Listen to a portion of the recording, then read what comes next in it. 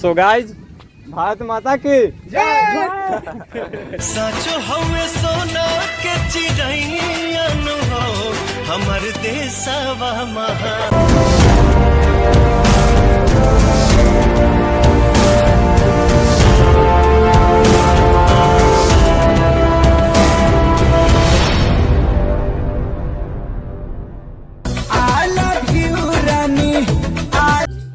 Hello guys, तो आज आ गए हैं अशोक स्तंभ के पीछे। ठीक है, मतलब पीछे से जब वो टिकट विकट ना रहा हमनी के पास पैसा वैसा। ठीक है, तो हमारे साथ अथुन एगो बकरा के दोस्त अथुन। ठीक है, आ एगो अथुन मंजे से। ठीक है, अब देखिए कहीं चढ़ रहे थे। हमनी के बॉर्डर पार करावे वाला ये अथुन देख लो। ठीक है, तो चलिए घुमाते हैं आप लोगों को पार्क। ठीक है, अशोक स्तंभ बकचोदी होगा, यहीं पे मस्ती किया जाएगा। ठीक है, चलिए। तो गाइस, सबसे पहले मैं एक क्वेश्चन पूछना चाहूँगा। हम लोग उस धरती पर रहते हैं जहाँ से बुद्ध की विरासत चारों तरफ फैली हुई है। भारत देश की धरती एक ऐसी धरती है जहाँ से बुद्ध की विचारधारा पैदा हुई, पनपी और पली भी।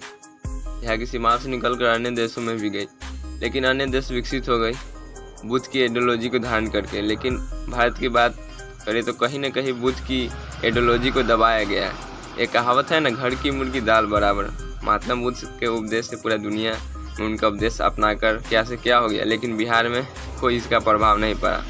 ठीक है, तो इस जगह पर महात्मा बुद्ध ने अपना समय बिताए हुए हैं। तो इस जगह पर महात्मा बुद्ध ने अपना बहुत समय बिताए हुए हैं। आप लोग मेरे बात से खिंचाइएगा नहीं, ठीक है? तो देख लीजिए गाइज, ये क्या डिलीशियस बन रहा है, देख लीजिए। ये डिश आप लोग खाए हुए हैं, कमेंट में जरूर बताइएगा। ठीक है,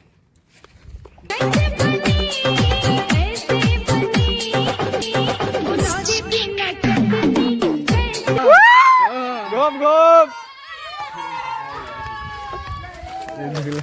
कौन है ये लोग, कहां से आते हैं या तुरंत गलियों गाइस।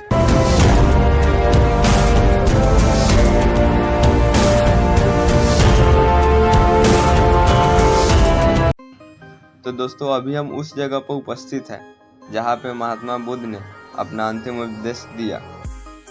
तो आइए जानते हैं जगह के बारे में विस्तार से। वो यही जगह है जहाँ पे गौतम बुद्ध ने अपने शिष्य भद्र को अंतिम उपदेश दिया था।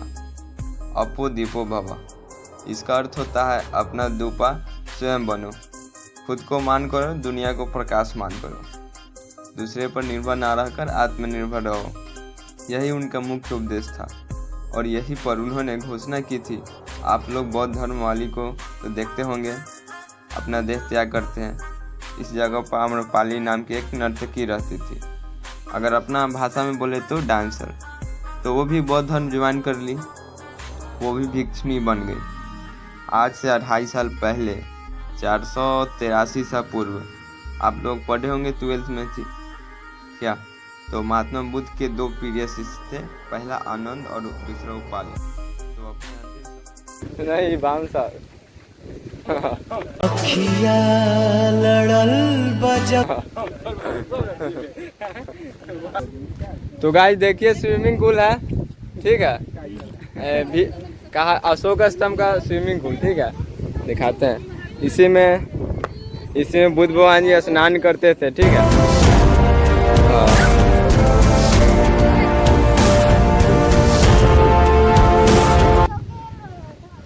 तो देख सकते हैं मौसम खराब हो रहा है। ठीक है, उससे बोलना सी चला रही था।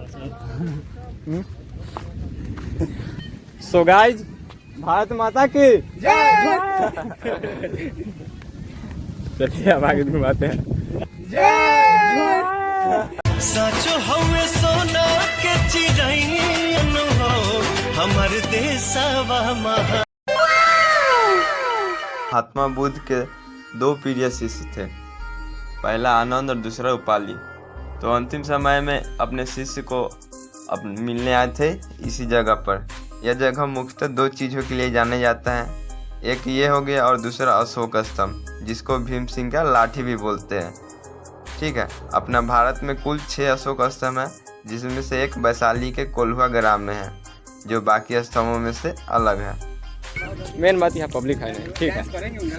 कहा तो गाइस चलिए दिखाते हैं अशोक स्तंभ, आइए इधर है। अपने भारत में कुल 6 अशोक स्तंभ है, जिसमें से वैशाली के कोल्हुआ ग्राम में है एक, जो बाकी अशोक स्तंभ में से अलग है, क्योंकि इसमें एक ही शेर है। भारत के सबसे प्रतापी शासक अशोक थे। भारत, पाकिस्तान, भूटान, बांग्लादेश, म्यांमार ये तो अभी बढ़ चुके हैं, लेकिन उस समय एक ही थे, मतलब सम्राट अशोक के अधीन थे, राजा अशोक। तो गाइज आइए जानते हैं अशोक के बारे में। अशोक नहीं, सम्राट अशोक, इज्जत है कुछ उनका, ठीक है।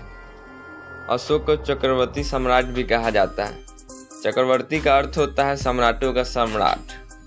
पूरे भारत में जितने भी राजा हुए, किसी को भी ये उपाधि नहीं दी गई। यही है भीम सिंह का लाठी, ठीक है। इसको अशोक पिलर भी कहते हैं। और ये है क्या है, गोल घर है, ठीक है। जैसे पटना में गोल घर है ना, वैसे मुजफ्फरपुर में भी एक गोल घर है। कौन है ये लोग?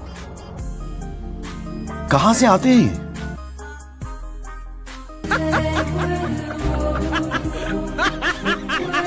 सम्राट अशोक जो थे, कुशल प्रशासन था, मतलब राज प्रशासन चलता था। उस समय उनका जो तरीका था, उनका जो ट्रीटमेंट था, उनका जो बिहेवियर था, उनके जो धर्म का जो प्रचार था, इसलिए भी उनको जाना जाता है। और कुछ भी हम लोग जानेंगे कि युगों में इतने सम्राट पैदा हुए। हालांकि अभी सम्राट वाला युग नहीं है, लेकिन उस समय थे। फिर अशोक को ही चक्रवर्ती सम्राट क्यों कहते हैं? बहुत क्वेश्चन मन में आते हैं, लेकिन जिनका औहदा अभी तक जितने वर्षों के बाद भी कायम है, तो सोच सकते हैं, समझ सकते हैं उनके दौर में और कितना बड़ा औहदा होगा। जब अशोक का हृदय परिवर्तन हुआ, जब अशोक चंड अशोक से धम अशोक बना और यह पिलर बनाया गया, वो अशोक के द्वारा ही बनाया गया था, जो महात्मा बुद्ध के प्रति सम्मान को दर्शाता है। देखिए गाइज, एक दिल का बात बोलना चाहूँगा, ठीक है। आप लोगों को बुरा लगे तो छोटा भाई समझ के माफ़ कर दीजिएगा, ठीक है।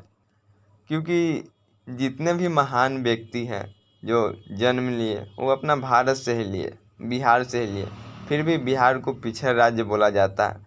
बिहार के लोग अदर स्टेट में जाते हैं कमाने, अलग राज्य में, ठीक है, तो उनका बिहारी का के मतलब एकदम दूसरे नज़रिए से देखा जाता है। हमारे बिहार में इतने महान महान लोग पैदा हुए, फिर भी मतलब अपने बिहार के लोगों को इस पे ध्यान देना चाहिए, मतलब परिवर्तन आना। तो कमी कहीं ना कहीं तो हम लोगों में ही है, हम लोगों को इस पे ध्यान देना चाहिए, शिक्षा पे। और दूसरा हो गया रंगदारी, ठीक है। अगर पूछा जाए, क्वेश्चन आया जाए कि भारत में सबसे रंगदारी वाला राज्य कौन है, तो कौन? बिहार। तो हम लोगों को अपने मानसिकता को विकसित करना होगा, ठीक है। क्योंकि हम गुजरात मतलब दूसरे राज्य में जा चुके हैं, ठीक है। वहाँ पे बिहारियों का कोई भी इज्जत नहीं होता। किसी भी राज्य में जाइए, बिहारियों का इज्जत नहीं होता। तो हमें अपने मानसिकता को बदलना होगा, बिहार को आगे करना होगा, विकसित राज्य बनाना है, ठीक है। तो लव यू दोस्तों, जय हिंद, जय भारत। गाइस अभी चाय बड़ी औला खाई, ठीक है।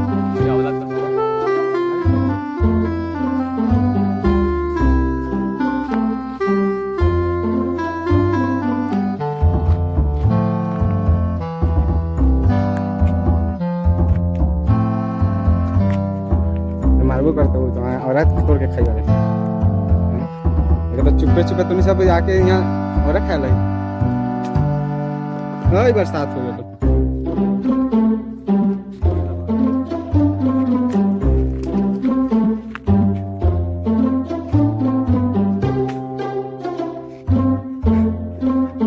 नीचे से चुन के खो ना, इतना तो बच्चा नीचे में चुन के खो, कितना तो बरसात है।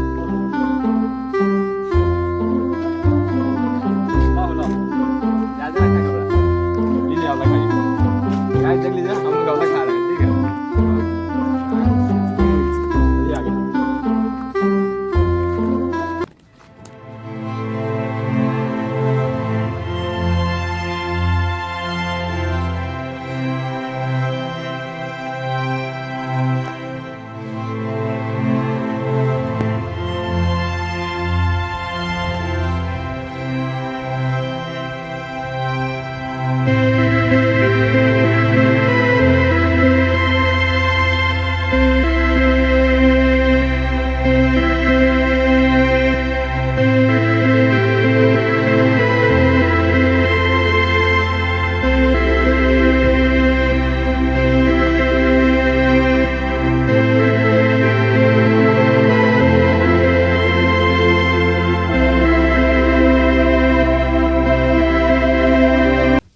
तो गाइज हमने यहाँ के यहाँ बैठ गए हवा ठीक हवा। और पीछे देखा दी सब ना सेफ्टी हाउस हवा। तो चला सेफ्टी हाउस घुसाई बढ़िया घुमाओ बढ़िया ठीक हवा। चलिए अंदर ले चलते हैं। सेफ्टी हाउस मतलब समझ रहे हैं ना। समझदार बारा। हम बताते तो गाइज ब्लॉग को यहीं पे एंड करते हैं। काहे कि देख लीजिए मौसम के कारण आज भी पार्क खाली है। ठीक है डर है संभावना है कि उधिया जाएगा। हाँ तो लास्ट अंत में यही करना चाहेंगे का हो भैया फॉलो ना करवा फॉलो ना सब्सक्राइब